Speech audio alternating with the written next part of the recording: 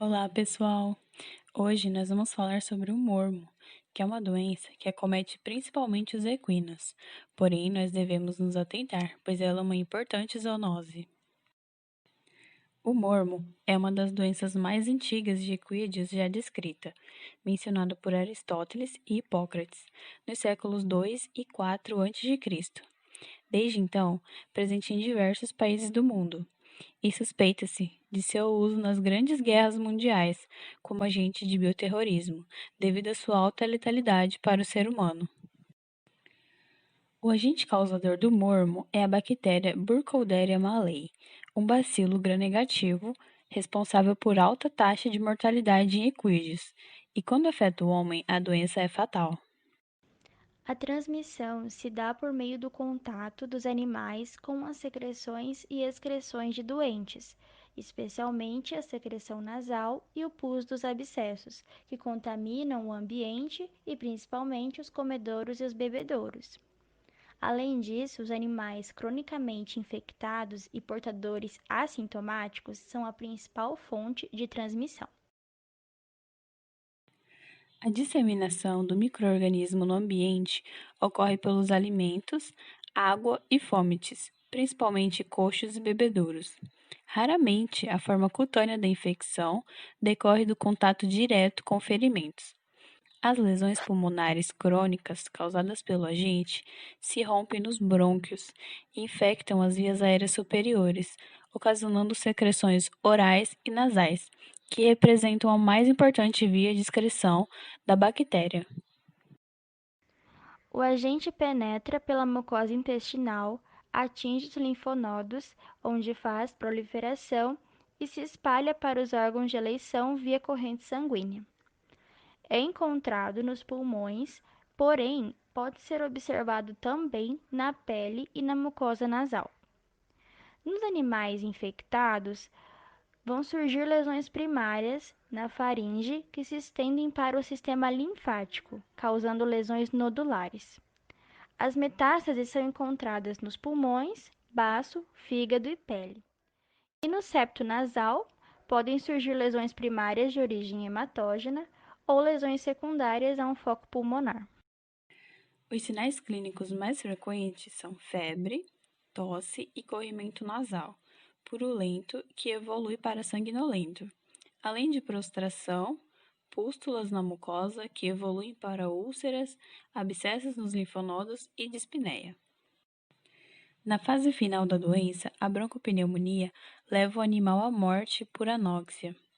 A manifestação dos sinais pode ocorrer de três formas: cutânea, linfática e respiratória.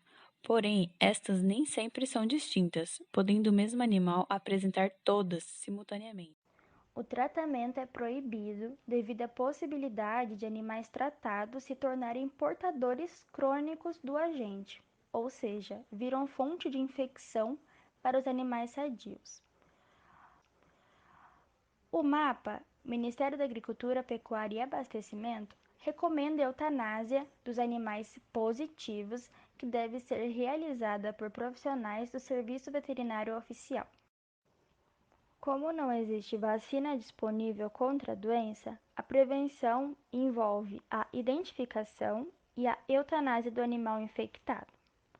Além disso, os produtores devem sempre realizar bom manejo sanitário da tropa, comprar apenas animais de procedência conhecida, com os exames negativos, participar apenas de eventos e aglomerações onde todos os animais tenham sido testados e, sobretudo, estar atento a qualquer sintoma respiratório ou lesão cutânea que o animal apresente.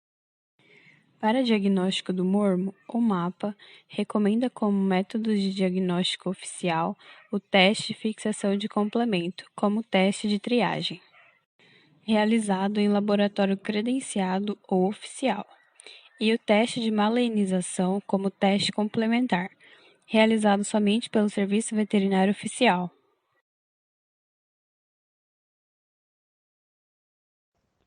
Os animais positivos devem ser submetidos à eutanásia e as áreas de foco, ou seja, o local de criação e instalações, devem ser submetidos à quarentena com limpeza e aplicação de desinfetantes eficazes contra o agente.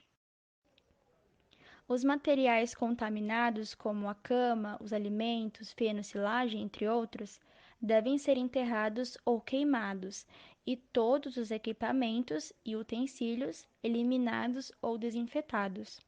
As carcaças devem ser enterradas ou queimadas. Quando possível, os animais suscetíveis devem ser mantidos distantes desses locais contaminados por vários meses.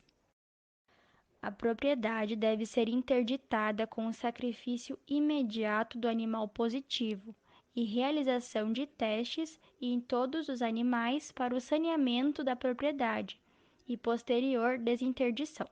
Deve haver controle de trânsito e de participação de eventos em estados onde houve ocorrência da doença, através da exigência da guia de trânsito animal e do exame negativo de fixação do complemento para a morma. A validade deste exame é de 60 dias. A interdição da propriedade somente será suspensa pelo Serviço Veterinário Oficial após a eutanásia dos animais positivos e a realização de 2 exames sucessivos de fixação de complemento para mormo de todo o plantel, com intervalos de 45 a 90 dias, tendo resultados negativos no teste de diagnóstico. Qualquer suspeita da doença deve ser notificada ao Serviço de Defesa Sanitária Animal do Estado. Com relação à doença no homem, é uma zoonose de ocorrência rara em humanos, mas quando acomete, normalmente é fatal. É uma doença ocupacional. Tratadores, veterinários e trabalhadores de laboratórios estão mais sujeitos à contaminação. A doença normalmente é adquirida através do contato direto da pele ou mucosas com secreções ou tecidos dos animais infectados.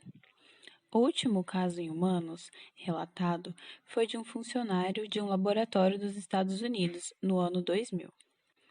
No ser humano, podem ocorrer 4 formas de manifestação da doença: pulmonar, generalizada ou septicêmica, localizada e crônica. Os sinais clínicos dependem da forma de manifestação da doença, mas de maneira geral são semelhantes aos apresentados pelos animais. Quando manifestada da forma pulmonar ou generalizada, é fatal em 95% dos casos. Em relação ao tratamento, se instituído um tratamento agressivo com antibióticos sistêmicos no início da infecção, as chances de cura são maiores. Porém, o tratamento pode durar cerca de 6 meses. Caso contrário, ocorre mortalidade dentro de 3 semanas. Como podemos ver, o mormo é uma doença séria tanto nos animais quanto nos humanos e fatal em ambos. Então devemos nos atentar a qualquer sinal clínico.